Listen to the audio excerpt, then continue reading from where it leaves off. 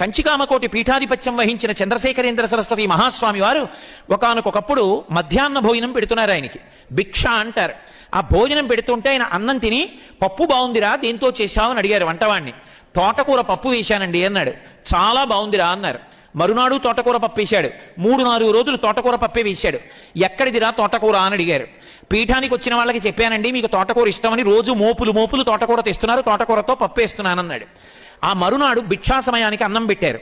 ఆయన నాకు అన్నం వద్దని గోశాలకి వెళ్ళి గోమూత్రాన్ని 3 మాటలు ఆచమనం చేసి గోమయాన్ని నాలుక మీద రాసుకుని వెళ్ళిపోయారు. 2వ రోజు అయింది, అన్నం తినలేదు. 3వ రోజు అయింది, అన్నం తినలేదు. 4వ రోజు అయింది, భిక్ష పెట్టడానికి భయపడ్డాడు వంటవాడు. 3 రోజుల నుంచి ఆయన తింటలేదు. ఏ తప్పు జరిగిందని శ్రీకార్యానికి చెప్పాడు. శ్రీకార్యం అంటే మఠం మేనేజర్.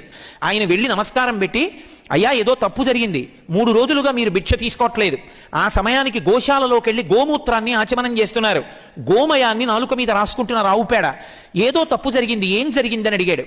తప్పు వంటవాడిది కాదు, కంచికామకోటి మఠానికి పీఠాధిపత్యం వహిస్తూ ఎక్కడికైనా నేను వెడితే శంకరాచార్యుల వారు వస్తున్నారంటారు.